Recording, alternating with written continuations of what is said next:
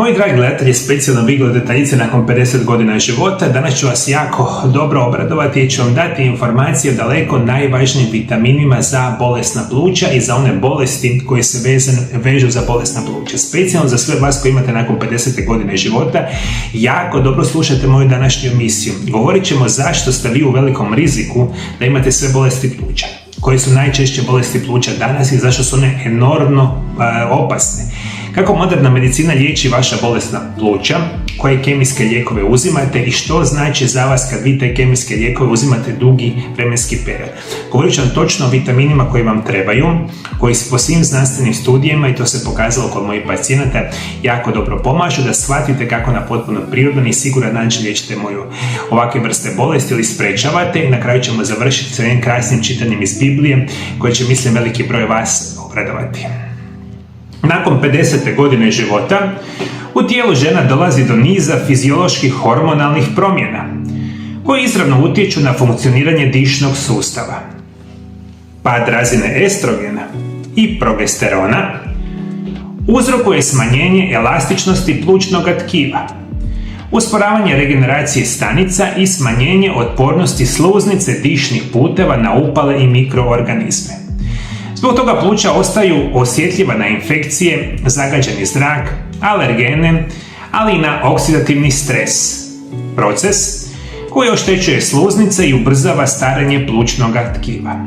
Uz to kod mnogih žena tijekom godina nakupi se kronična upala niskog stupnja, takozvani tihi upalni proces koji dodatno slabi funkciju samog dišnog sustava, i onda veliki broj osoba danas više nego ikada u povijesti počinje razvijati sve one teške bolesti pluća. I ono što vam želim shvatiti, sad ću vam govoriti koji su najčešće bolesti pluća, ali ovo je specijalno danas vezano za sve vas koji imate bolesna pluća, ali neku sličnu bolest koja traje dulje od 3 mjeseca, koja se smatra kroničnom bolesti, koja je daleko teža i kasnije, ja bih rekao, skoro nemoguća izliječiti ako od početka počnete loše liječiti ovakve vrste bolesti. Koje su najčešće bolesti pluća koje pogađaju žene preko 50. godine života?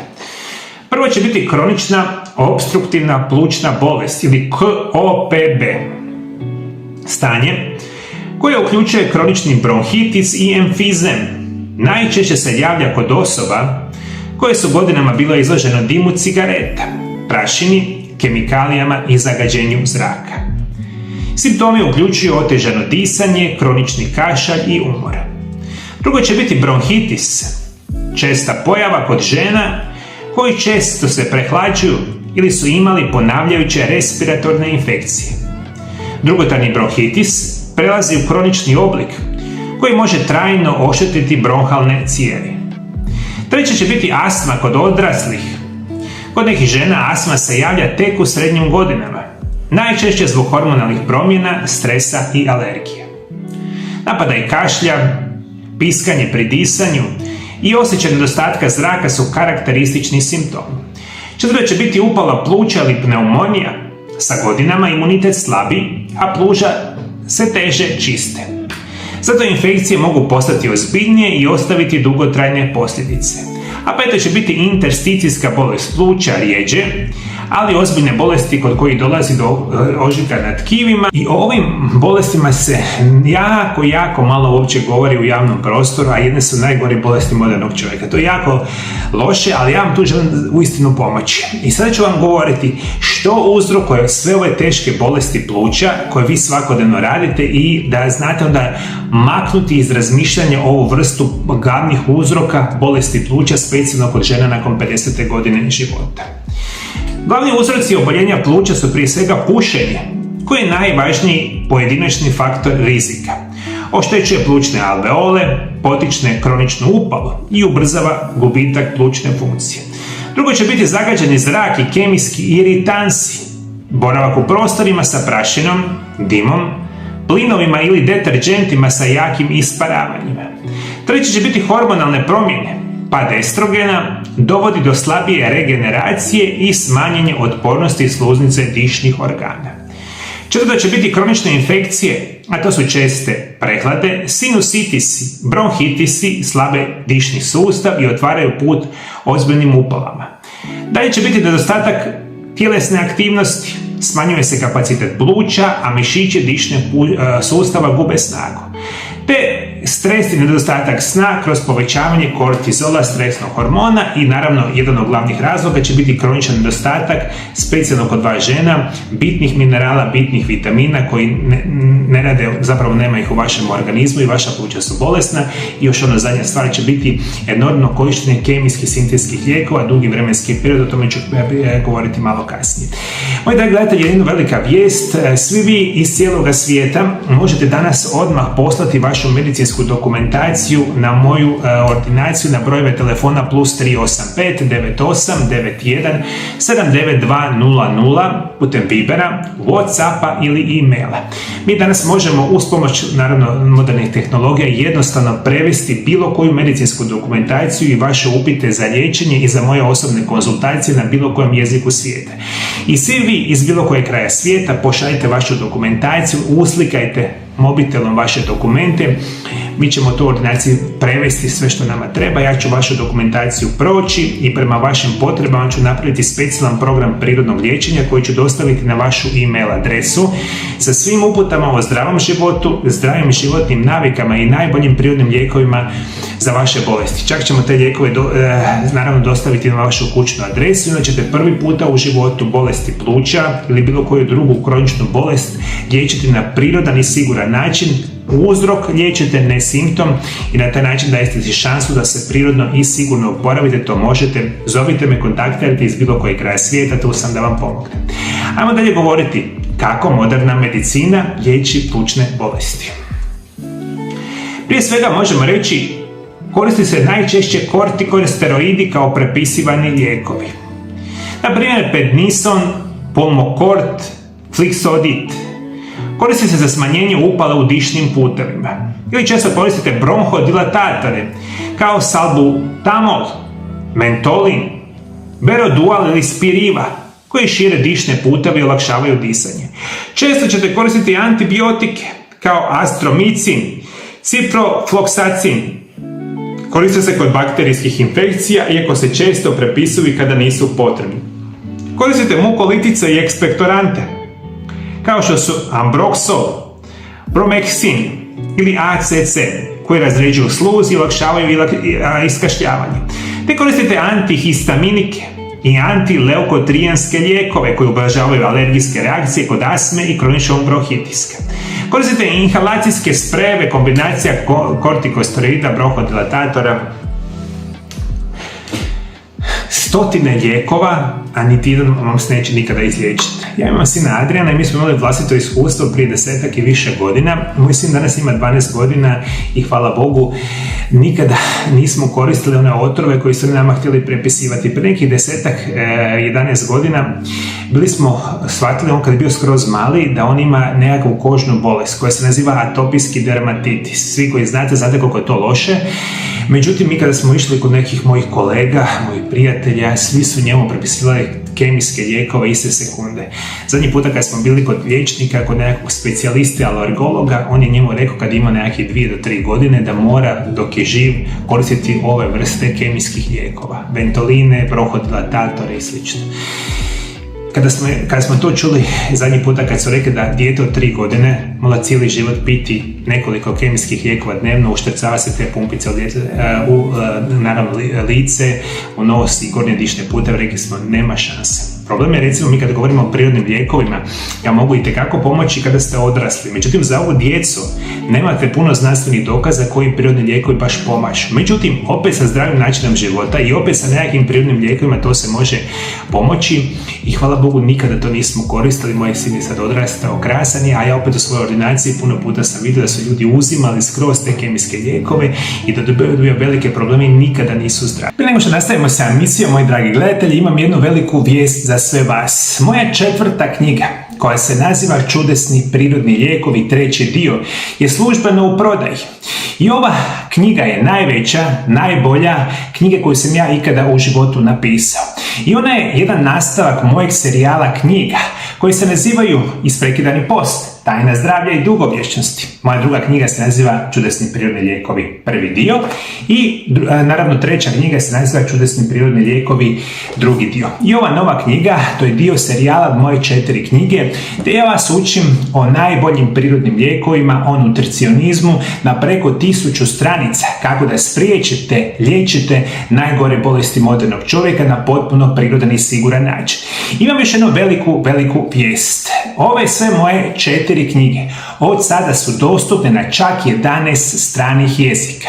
I vi danas moje knjige možete kupiti na rumunjskom, engleskom, njemačkom, talijanskom, grčkom, poljskom, bugarskom, slovačkom, turskom, francuskom i španjolskom jeziku. Sve knjige se odmah mogu kupiti na internetskoj stranici Mariolab.hr i ona kao takva je prevedena na ovih 11 stranih jezika. Samo vodite računa, na ovim prevedenim stranim jezicima knjige nisu dostupne kao tiskana knjiga, nego u formi e-knjiga. A što su e-knjige?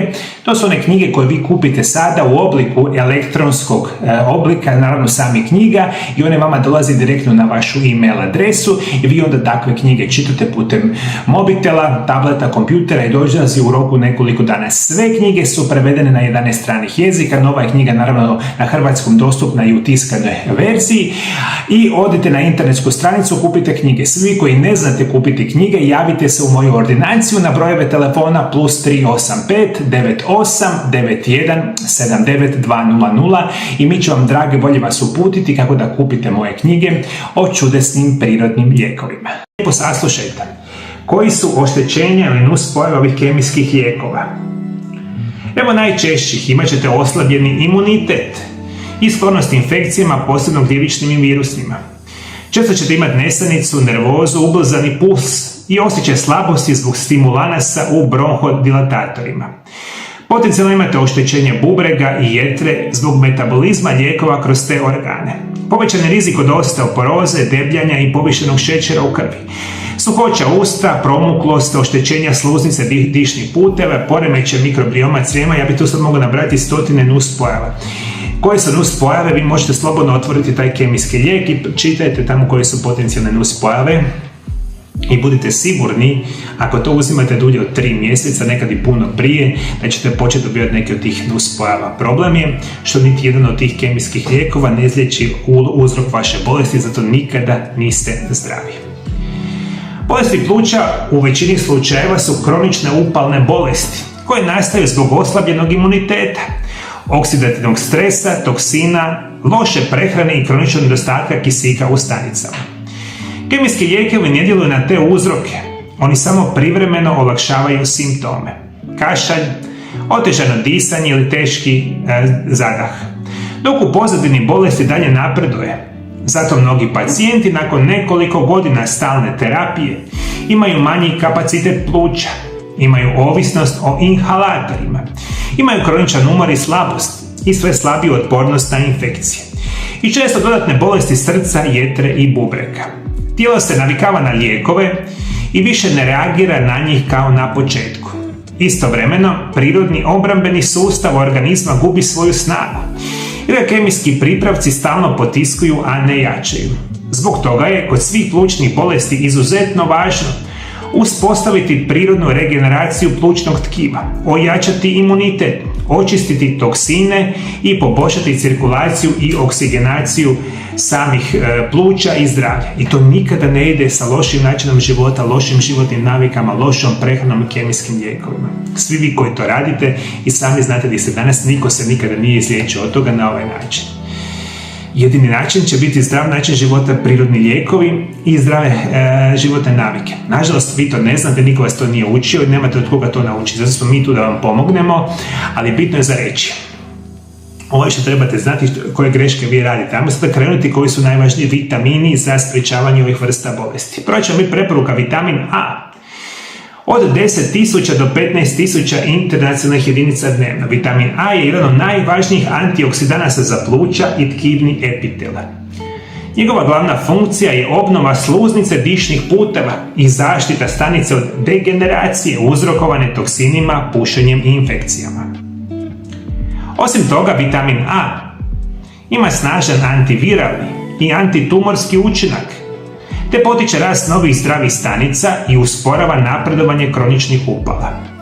Prednosti vitamina A za pluća su obnova oštećene sluznice plućnog tkiva, jača obrambeni sloj sluznice bronha i pluća, potiče stvaranje zaštitne sluzi koja sprečava prodor virusa i bakterija, pomaže regeneraciji nakon upala, infekcija i oštećenja izazvanih toksinima, te povećava otpornost organizma kod kroničnih plućnih bolesti. Kada vam je neko od vaših liječnika rekao da vama, kad imate nekakvu plućnu bolest, da koristite vitamin A? Nitko.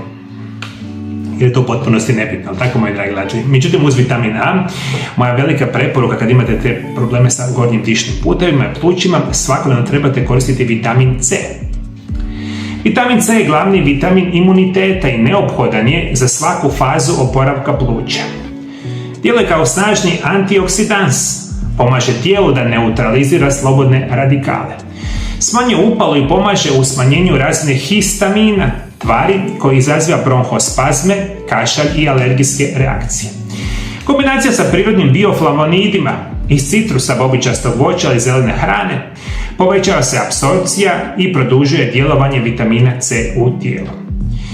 Vitamin C jača imunitet i otpornost na infekcije, smanjuje histamin i olakšava disanje kod alergije i astme. Potiče stvaranje kolagena i obnovu plućnog tkiva. Ubrzava izlučivanje toksina iz tijela. Pomaže u regeneraciji jetre i puno toga.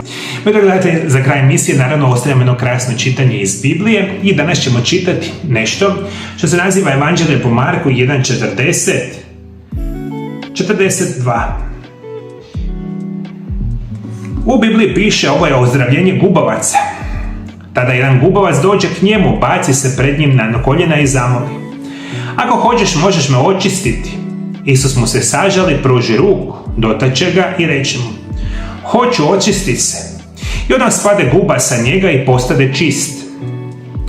Zatim ga s mjesta otpusti, te mu naredi: "Pazi da nikome ništa ne kažeš, već hajde pokaži se svećeniku, te prinesi za očišćenje svoje ono što propisa Mojsije, njima za svjedočanstvo." A on tek kad izađe počeo o tom govoriti i razglašavati događaje, tako da Isus nije više mogao javno ući u grad, već se zadržavao vani na samotnim mjestima, a ljudi su mu dolazili sa svih strana. Ovaj sveti odlomak iz Evanđelja po Marku duboko nas podsjeća da istinsko ozdravljenje ne počinje u tijelu nego u vjeri. Gubavac nije došao sumnjičavo, nije tražio dokaze, nije pitao može li, nego je vjerovao. Njegove riječi "ako hoćeš, možeš me očistiti" pokazuju potpuno povjerenje u Božju volju, ali ne ljudsku moć. Kada ga Isus dotaknuo, nije se dogodilo samo tjelesno ozdravljenje, već unutarnja preobrazba, isceljenje srca, uma i duše. Kao što nas Evanđelje po Marku uči, kroz priču o gubavcu, ozdravljenje počinje vjerom, tako da i naša pluća, izvor života i daha trebaju pažnju. Pluća nisu samo organ za disanje, oni su simbol Božjeg daha, života u nama. Onoga istinskog daha koji tijelo puni energijom i održava život. Ono što želim reći, baš kao što gubavac nije dočekao da bolest napreduje, već je došao sa vjerom. I mi moramo prepoznati prve znakove bolesti i djelovati odmah. Naša duhovna snaga, molitva, vjera, zahvalnost, te pravilna prehrana, vitamini, prirodni lijekovi zajedno stvaraju okolinu za iscjeljenje i to je na kraju krajeva jedini put da vi uzrok izliječite bolesti. Zdrav život, zdrave životne navike i ciljani prirodni lijekovi. Moji dragi gledatelji, ajde molim vas, dakle, to praktično skoro nikada nisam rekao ovih zadnjih 7 godina. Meni fali u mojim video zapisima vaših informacija, vaših iskustva u ovim bolestima koje ja svakodnevno pričam. I ajde svi vi koji imate plućne bolesti, dajte si malo truda, uzmite se 2-3 minute vremena i dolje ispod video zapisa pišite, komentirajte koje vi bolesti pluća ste imali. Ne morate navoditi vaše imena, nego samo navedite vaše iskustva. Koje bolesti pluća ste imali? Kada su oni krenuli, kako ste izgledali? Kako ste vi liječili bolesna pluća, možda u kojoj ste fazi sada i koje bi vi savjete imali za druge osobe koje gledaju možda ovaj video zapis? Puno ljudi trebaju vaše savjete, a praktično nitko u 7 godina nije napisao 3 rečenice dole ispod video zapisa. Ajde molim vas, pišite svoje iskustva, trebaju i drugim ljudima da se pomogne, jer mi živimo u vremenima kada nikome ništa neće pomoći. To je katastrofa. Ja sam ostao zadnja osoba u svijetu koji vama ovo radi svaki dan. To radim 7 godina. nema više nikoga, nikoga nije briga, do nikoga možete biti bolesti koliko god hoćete, tako i trebate biti bolesti. I da ja kažem sutra više neću raditi ni jedan video zapis, od koga ćete dobiti informacije? Tamo gdje idete svaki dan i onda se liječite tako da ste skroz bolesti. Pišite, komentirajte i vaša loša iskustva ljudi bi trebali čuti. Vratite se prirodi, vratite se zdravom načinu života i za Boga miloga nemojte se sami liječiti. Koliko puta moram to ponoviti, ovo moji video zapise su dobro namjerni, ali nisu način da vi postajete doktori na osnovu jednog video zapisa. Pogotovo kad ste teško kronično bolesti. Zato zovite mene da vam pomognemo, tražite nekoga ko vam može pomoći na pravilan način. Moji dragi gledatelji, hvala lijepo što me pratite. Bog vas blagoslovio, Bog blagoslovio vašu obitelj, vidimo se drugi puta, lijepi pozdrav.